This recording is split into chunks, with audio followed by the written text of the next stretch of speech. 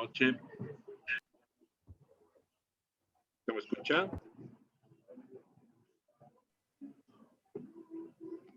Sí, Lizy, buenas noches. Hola, no sé qué motivo me ha botado del internet. Ayer el Zoom estaba inestable, ¿no? Ingresaba, botaba y no sé si lo propio está sucediendo hoy, pero me botó. Cuando me quise volver a venir, la reunión seguía activa, pero no me permitió. Me decía, registre su usuario y me quería volver a registrar como nuevo usuario. Bueno, ya mis señores, entonces el lunes resolveremos eso de la base presunta, ya que quiero determinar, ahora vamos a hablar justamente parte de eso, la determinación sobre base cierta y la determinación sobre base presunta. Quiero ver, estamos llevando la clase, compartimos, vámonos al Excel.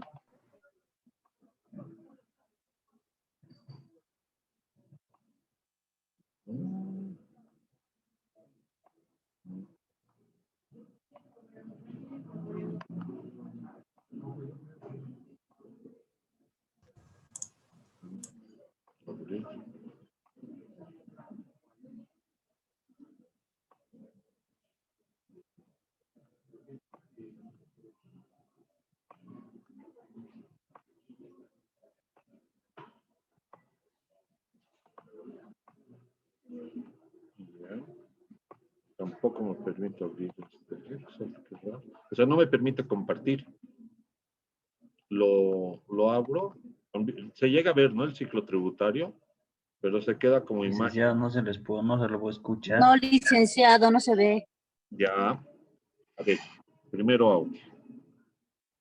Voy a volver a compartir. Es que hace rato he compartido, pero no me dejaba ahora. Vamos de nuevo, comparto, vuelto a cerrar todo, archivo compartir. Ahora sí se llega a ver. Ya, ahora sí me permite desplazar. Deduzco que sí se ve, mis señores, ¿o no? Sí, se ve, Sí, licenciado. Muy bien, mis señores, excelente. Hemos hecho una evolución del periodo fiscal. Gray, Edwin, Canaviri, me parece recuerdo dónde hemos quedado la anterior clase. Hemos visto hasta objeto, me acuerdo, por ejemplo, que hemos visto. Objeto, no objeto, tasa cero, que les he hecho su trabajo que tenían y lo tienen que terminar.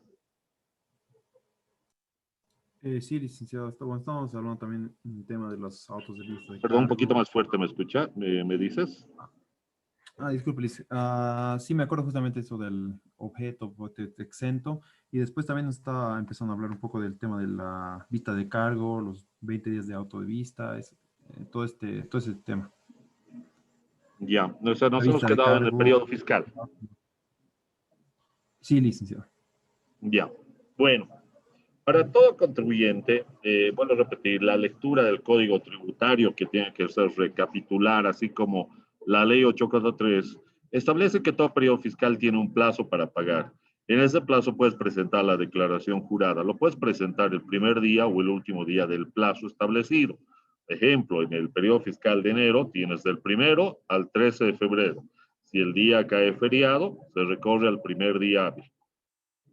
Y de esa manera yo puedo presentar. Es más, yo puedo rectificar dentro del periodo fiscal dentro del plazo, perdón, dicho periodo fiscal, las veces que quiera, siempre y cuando sea a favor del fisco.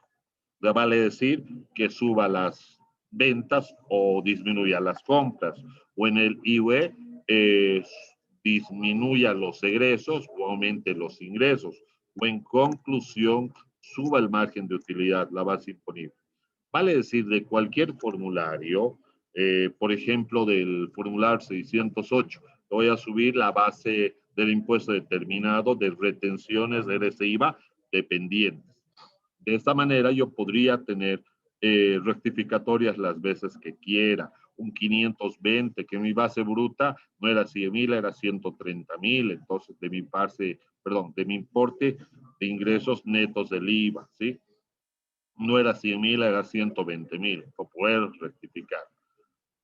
Si es a favor, no hay problema, puedes rectificar las veces que quieras, pero si tú rectificas dentro del plazo establecido en contra del fisco, tú no puedes alegar estoy en plazo, automáticamente tiene la obligación de pedir una autorización a la administración tributaria dicho rectificatorio y solo tienes una sola vez para rectificar dicho periodo fiscal, ¿ya? Y ahí terminaría lo que serían plazos en rectificatorios. Lo ideal es que presentes y lo pagues. Si presentes y pagues, no pasa nada, ya se extinto la deuda. En amparo del principio de buena fe, responde al honor de la verdad y no amerita nada. Si todo has cumplido en el marco de la legalidad. Y yo les recomiendo, no siempre vamos a estar en el rol de auditores, vamos a hacer el rol de contadores, de jefes financieros, de gerentes o de propietarios de algún negocio. Siempre traten de que su declaración jurada se ciña en el marco de menor riesgo. Porque si su declaración jurada está bien presentada y todo el contexto de por medio, por ejemplo, el libro de ventas IVA, libros de compras IVA, bancarización que envíes, las facturas emitidas en el momento del hecho generador, menor riesgo vas a tener de que te generen algún tipo de control o fiscalización.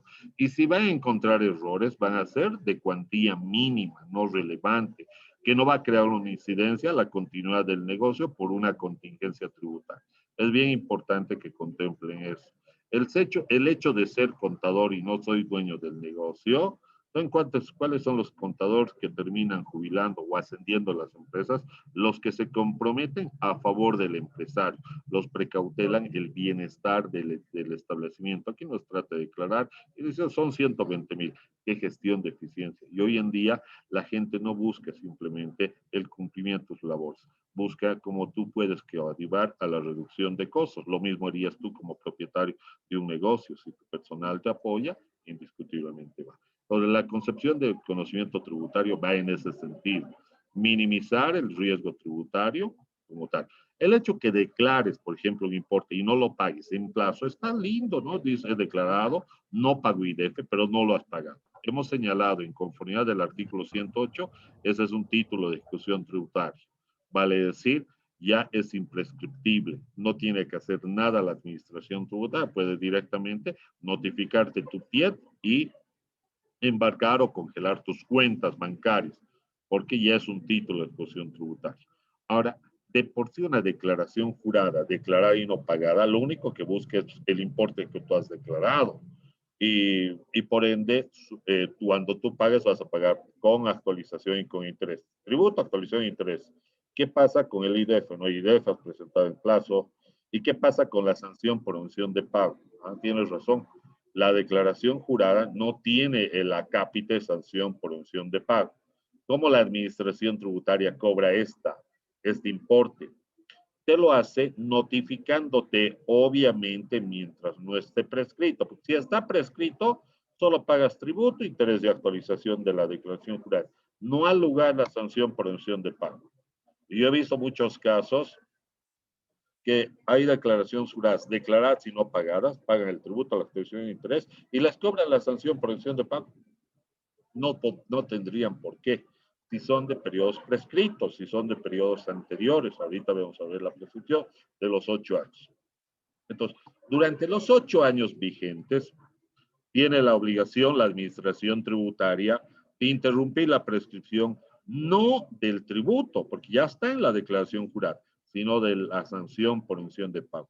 ¿Y cómo interrumpe? Notifica un auto inicial de sumario contravencional en el cual te dice la sanción por omisión de pago de la declaración jurada, declarada y no pagada, corresponde a bolivianos. Como cualquier marco del arrepentimiento eficaz, los 10 primeros días hábiles de dicho auto inicial, tú pagas la declaración jurada, declarada y no pagada en su integridad y no aplica la sanción de omisión de pago. Se llama arrepentimiento eficaz, algo que hemos visto en su momento dado solo en una introducción, porque esto lo vimos en la introducción del anterior semestre. Dijimos, cuando se notifica la vista de cargo en un proceso de fiscalización, le dan 10 días hábiles. Y si paga, se libraba de la sanción por omisión de pago. En analogía sucede lo mismo en una declaración jurada, declarada y no pagada.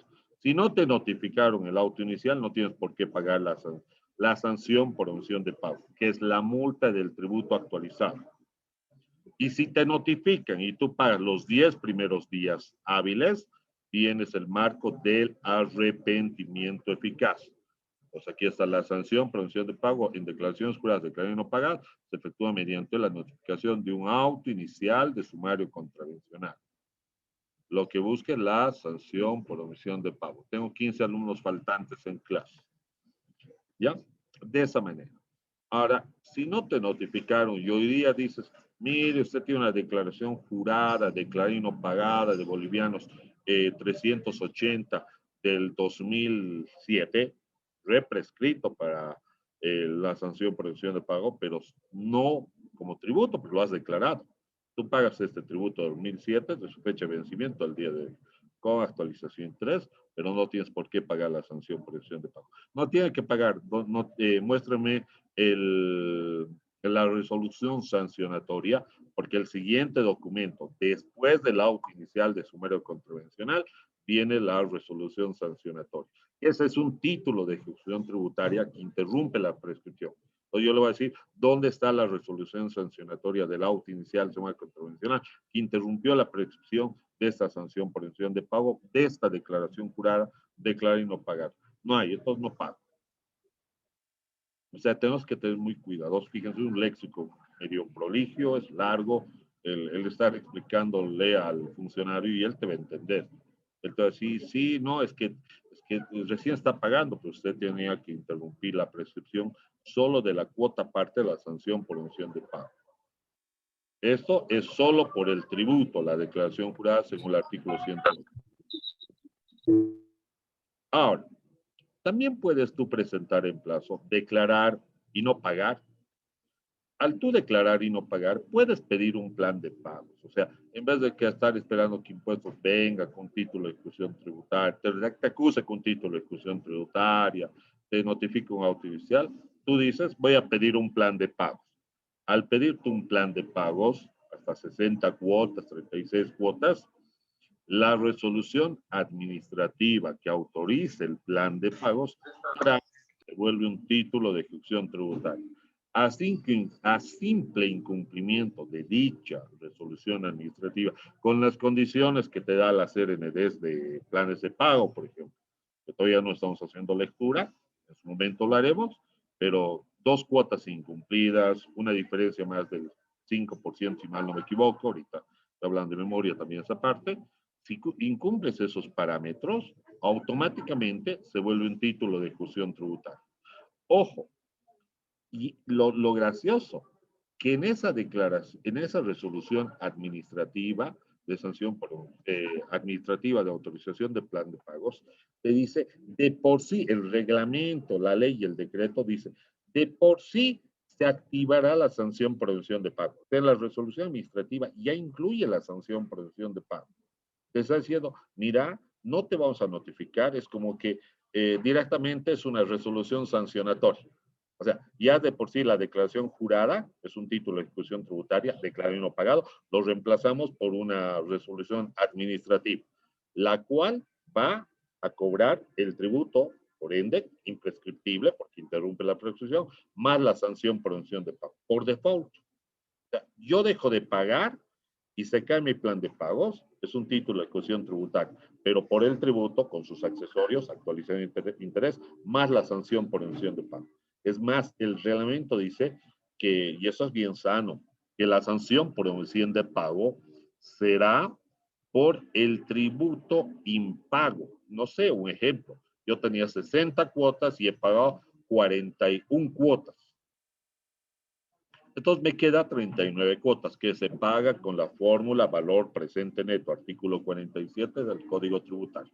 Pero me queda en conclusión un tributo proporcional a 19 cuotas. Sí, me queda 19 cuotas. El título de ejecución tributaria solo son por las cuotas impagos, por 19 cuotas. Y la sanción por omisión de pago es solo por las 19 cuotas. Ojo, pero aquí el reglamento es bien draconiano, dice. Cuando se cae tu plan de pagos, la sanción por omisión de pago es directamente el 100%. O sea, no hay ese descuento de que se cae mi plan de pago, voy, pago el tributo, las 19 cuotas en uno, arrepentimiento eficaz. No hay eso. Directo es el 100%. Entonces, tiene un contexto de que no hay régimen de incentivos en los planes de pago, no hay régimen de incentivos. No es que te cae tu plan de pagos, tengo 10 días todavía, que sería interesante que alguien me diga, pero yo podría reglamentar, hacer una propuesta de ley, sí, no deja de ser interesante, porque de alguna manera estoy a darle una última oportunidad al contribuyente para que pueda regularizar, porque si no ha podido pagar el pobre, o sea, sus cuotas, está al filo, ¿no ve? Y encima le dices, no tiene para pagar, y le dices, no, tiene que pagar ahora, no 19, 38 cuotas, porque te estoy multiplicando, por así decir, no pagas realmente 38, pero pagas el equivalente a 38 cuotas. Pucha, o sea, no le estás ayudando. Pero bueno, ese es el análisis que deberíamos cuestionar como un tema crítico. La norma es draconiana. Licenciado, Cae tu plan de pago, sí fue. Dime, David. licenciado, ¿en qué punto justamente se considera entonces el arrepentimiento eficaz? ¿Puedo repetir eso una vez más? Pagas el 100% una vez después de la notificación, ¿no es cierto? O sea, me te notifican, si pagas todo ese rato en uno, se podría considerar arrepentimiento eficaz. No. Pero si estás ya en cuotas y estás pagando, No. O sea, puedes pagar el 100%, simplemente no se incumples la cuota, considera. se cayó y ya es 100% solo de las cuotas impagas, pero también. O sea, no puedes otra decir, pago al ratito, se cayó ayer, yo voy a pagar las 19, no hay arrepentimiento eficaz. ¿Está claro? Dice, en todo caso, retrocederíamos a los 39 cuotas, con el ejemplo que estaba No, es dando. que no hay 39 cuotas, directamente tienes que pagar todas en una. No puedes pedir plan de pagos al plan de pagos. O sea, Muy tienes que fuerte, pagar dice. todo en uno. Así que, señores, y lamentablemente los empresarios han encontrado que los planes de pago es una alternativa de financiamiento directo. Pues no tienes que ir igual que al banco, préstame plata, garantía, que otras cosas, que condiciones, capacidad de... No, directamente voy al banco, a impuestos, pago mi cuota inicial, mi garantía y ya está. Plan de pagos. La pena es la multa. En el banco, ¿cuánto es el interés penal? El interés penal es miseria, ¿no? 0,30, miseria, del 3 un porcentaje es, ¿se acuerdan? De cuenta de bancos, pero aquí la multa es draconiana. Pero lo bueno es que también es solo del capital o cuotas impagas. ¿Quedó claro, no, Morales? Licenciado, Escucho. una cosa. Está un poco recortado. Dime, Clau. Eso no afecta a las otras. O sea, cada plan de pagos se ¿Cómo? trata independiente. Está entrecortado. Clau. Si tengo varios planes de pago, 3, digamos, y se me cae uno, eso no afecta a los otros. No afecta en absoluto. Yo, por ejemplo, ahí yo tengo clientes que me dicen, voy a pedir todo esto, los planes de pago, en uno solo. Oye, estás pidiendo con cuotas de 18,000 bolivianos en tiempo de pandemia, no friegues. Tú agarrá, pedí 6 planes de pago, 5. Y cuando puedes que se te caiga y no puedes pagar, por lo menos vas a salvar 3, 4. Ojo que puedes concentrar planes de pago, puedes concentrar 4 declaraciones juradas, declaraciones no pagadas en un solo plan de pagos. Ahí, por ejemplo, no es nada prudente. Mejor pedir 4 resoluciones administrativas, una independiente de otro. Los impuestos sería, pero pido uno. Bueno, yo sé lo que hago. No es que le pasa, así es como el prestarte el banco, préstame plata, pero no te pague tal vez, no, tampoco suena lógico, ¿no? Entonces dile, yo necesito individualizar mi riesgo. Pero no pasa nada. Si se te cae uno, las otras 3 siguen vigentes. Solo ejecutoriable uno. ¿Quedó resuelta tu duda? Excelente. ¿Ya? Es importante saber esto porque en un proceso de auditoría, cuando estemos revisando... Sí, licenciado, está claro. Gracias, sí, te escuché que sí. Es importante saber porque en un proceso de auditoría, cuando revisemos esta área, tenemos que tener esta claridad de cómo se procede en parte de la normativa y cuál es el riesgo de los planes de pago. Yo les digo a los empresarios en otro bus de capital de financiamiento fácil, el tema no pagar y pretender, pero a veces nosotros los responsables en finanzas somos los directos responsables del pago. Si nosotros no pagamos y la empresa no tiene plata y no le recalcamos la incidencia de la multa, con certeza que el empresario te va a odiar a vos. Porque era que me digas que la multa iba a ser tanto, era que me adviertas, yo hubiera rascado plata de donde sea. Entonces tienes que ser muy enfático que cuando deje de pagar la primera cuota, él se tiene que atener a las consecuencias. Hasta probablemente yo les recomiendo manden una nota de contabilidad. O sea, así, nota de contabilidad, pues inmediatamente la presenta, comunicamos el riesgo que usted corre por incumplimientos, debiendo usted considerar la fuente de financiamiento para minimizar esta contingencia tributaria que se pueda suscitar. Ya está, ya las dije. Si se cayó, yo ya le dije. Finanzas ya comunicó al propietario, Finanzas ya comunicó a la gerencia. Finanzas no tiene por qué inventar plata, ¿no? No es el que trae la plata, es el que administra. Pero es importante eso. Bueno, ahora, de no presentar la declaración jurada, o sea, básicamente ni se presenta la declaración jurada, no hay una presentación como tal. Entonces, ya hemos dicho esto, y aquí sí utiliza la base presunta. Dice, de no presentar la declaración jurada, y lo dice el Código Tributario. Si ustedes ven en las RNDs, justamente les dije que bajen la RND 32 del 2016. ¿Recuerdan? Está entre el material inclusive que he subido al módulo. Y también les he dicho, bájenlo y ténganlo. Procedimientos de determinación de deuda. ¿Sí o no? Cómo se saca una vista de cargo, cómo se saca una RD, cómo se saca un OBI, un OB, cómo se administra. En toditas, al final vean, en las resoluciones abrogadas de la 32 del 2016, en toditas las anteriores de la resolución, tú buscas vas al RND 32 del 2016, vas a la última página y dices, disposiciones abrogadas. Ya, y vas a esas RNDs abrogadas y de esa también buscas el último, vas a su anterior abrogada, puedes irte hasta 3 abrogadas. En las 3 anteriores, que ya en conclusiones abrogadas, y aquí quedó abrogado evolutivamente, en las 3 habla de la determinación de declaraciones juradas declaradas, de declaraciones juradas no presentadas. En las 3 habla. Pero en la 32 lo abroga en la última que decía, y en esa no dice nada. No dice nada, o sea, dices, muchas antes había una RND que decía la determinación sobre base presunta ante la no presentación de la declaración jurada.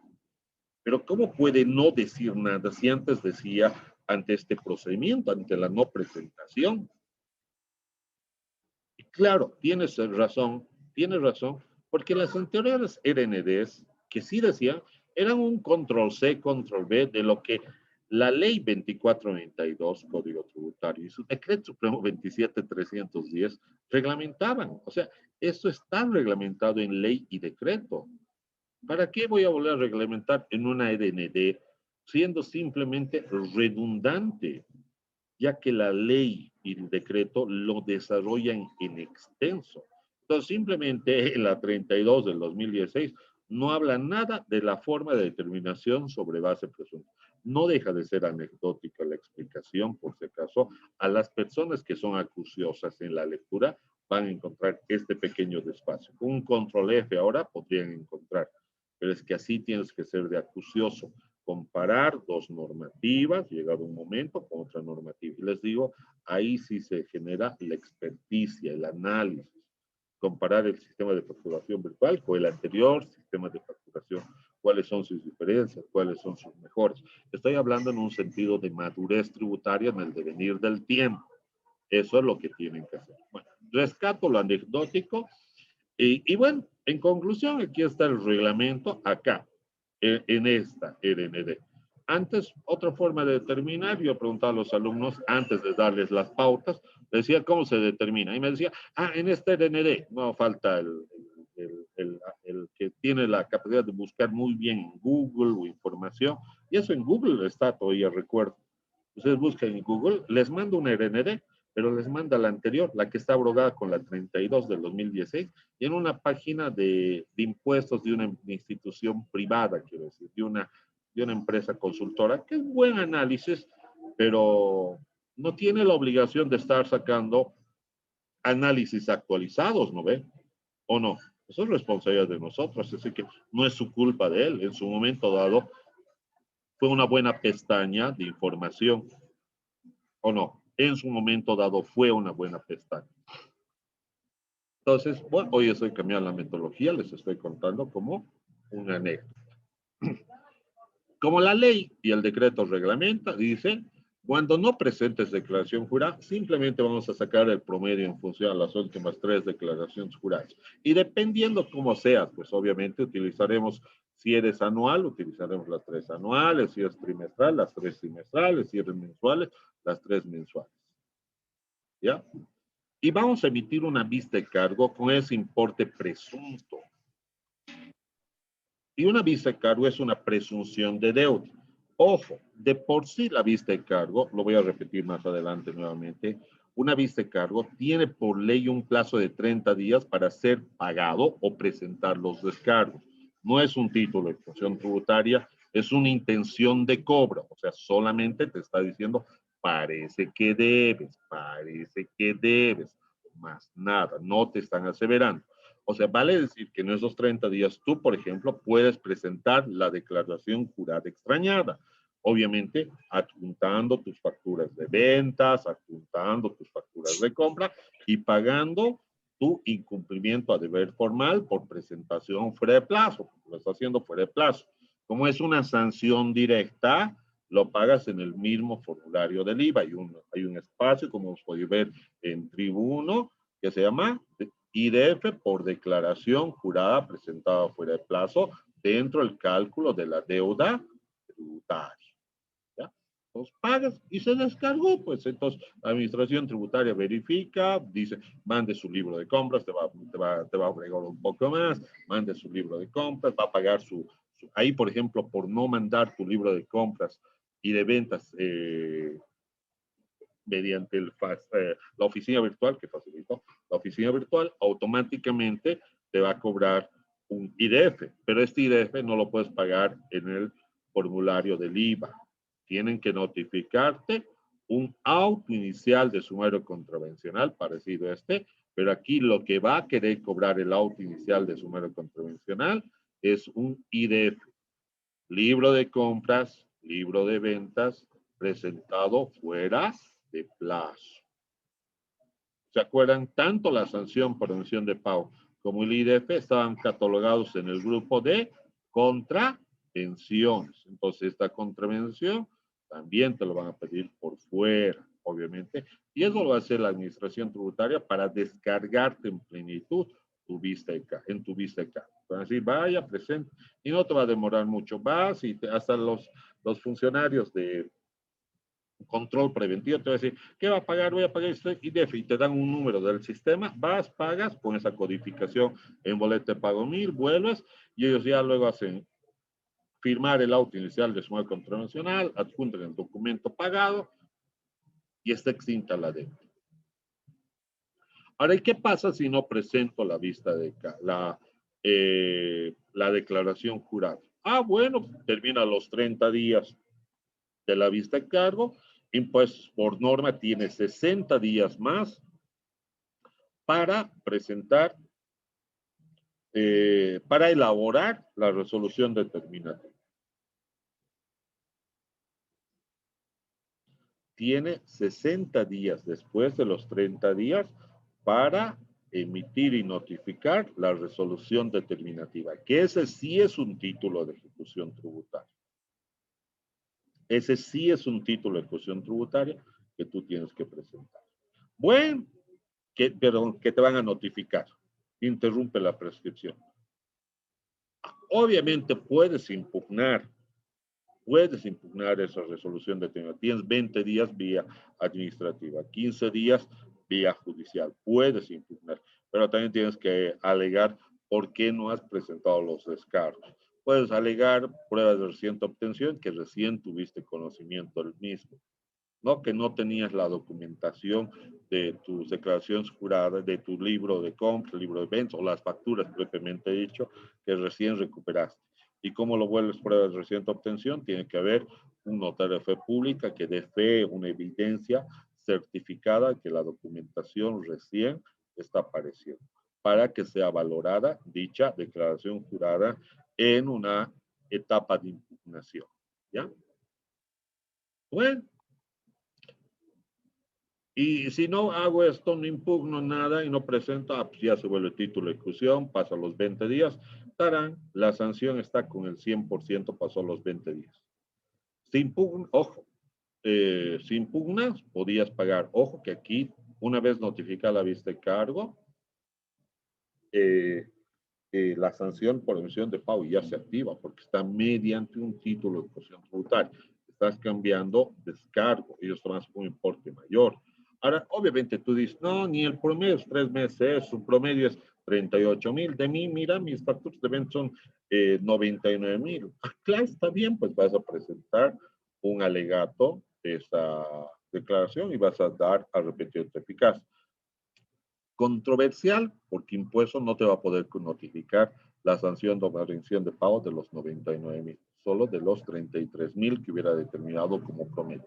Por el diferencial tendrían que notificarte un auto inicial de suma contravencional a la postre que presentes la declaración jurada. Pero como lo vas a pagar la totalidad, ya se dio lugar el arrepentimiento eficaz. Creo que no va a ser necesario. Es un caso sui generis, quiero decir.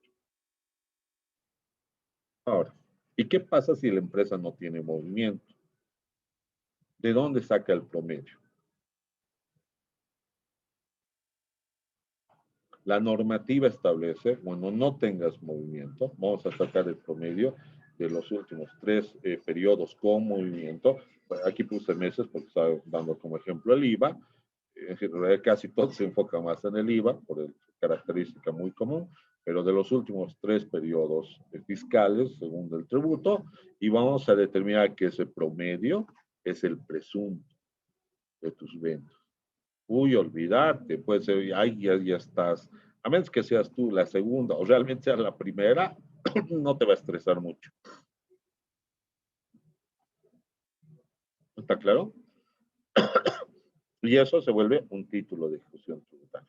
Preocupante que te saquen, si eres una empresa pequeñita, es la penúltima del sector económico y te comparen con la más grandota.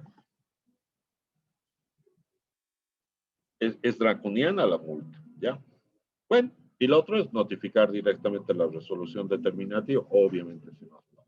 Y eso vuelve un título de ejecución tributaria. Impugnable, impugnable. Lo más sano que tú determines en forma adecuada y lo pagues. Ahí está tu riesgo mínimo. Yo tengo una contadora que a mí me encanta esta señorita, es contemporánea a mi persona, es una persona mayor. Les digo, nunca tiene procesos de fiscalización. Y sería una buena tributarista. Todo el conocimiento que tiene como auditora, ella lo aplica como contadora. O sea, es totalmente preventivo. No da un paso en falso, sino hace una consulta. O sea, siempre minimiza el riesgo valiéndose de su propio conocimiento o de sus conocimientos de terceros mediante una consulta, una consultoría. Mejor contratar a un consultor que te da una recomendación que te cuesta $100 que cobrar un abogado tributarista que te va a cobrar el 10% la deuda. Si tu deuda es 1,000,000, te va a cobrar 100,000. Y aparte te va a cobrar el tema administrativo, porque eso se llama simplemente igual o comisión. ¿Alguna pregunta en cuanto al periodo fiscal? Entre plazo de paga.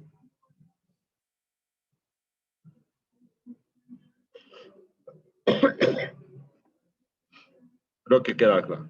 Bueno, lo otro era cuando una declaración jurada presentada es fuera de plazo.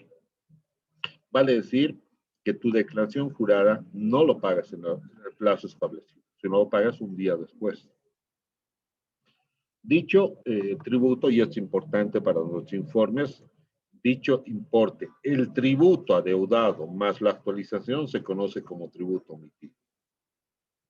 Solo la actualización con el interés se conoce como accesorios. La actualización no es una multa, simplemente estás cobrando, el Estado se está cobrando el poder adquisitivo de la fecha de vencimiento a la fecha que estás pagando. El interés sí es un recargo, como lo hace la banca. Hemos hablado que esto es interesante porque acá el interés que cobra la ley 2492 promulgado como vigencia a partir de noviembre de 2003, utilice el anatocismo. En el 2009, la Constitución Política del Estado dice ya no hay anatocismo. Como que no deja de ser interesante que dicho artículo 47, amparado en el anatocismo, a la fecha ya es inconstitucional a partir del 2009 por la nueva Constitución Política del Estado. Porque al anterior ni le iba ni le venía si utilizaba ese interés compuesto o anatocismo, que es el equivalente. Ni le iba ni le venía, pero al actual sí. Pero bueno, nadie ha dicho nada, pero les pongo el tapete a su favor para que ustedes puedan considerar este análisis, inclusive para una tesis, un paper o una monografía, si quisieran. Yo les recomiendo, señores, ustedes como jóvenes tienen que ser más agresivos en materia tributaria, financiera, tiene un montón de competencias. Acá el que es agresivo, el que haga papers, el que haga análisis, va a destacar. A la persona que le gusta la docencia, le gusta el tema de seminarios, tienen que hacer papers, tienen que sacar algún tipo de publicación. Una vez que se colegien, en el colegio de auditores, es gratuita la publicación. Es más, están rogando ellos, por favor, no quieres publicar, a mí cada 3, 4 meses siempre están mandando una nota. Ustedes tienen que buscar y conquistar el mercado. Ustedes van a entrar de entrada y yo ya voy yendo de salida. ¿Está claro? Entonces pueden hacer un análisis.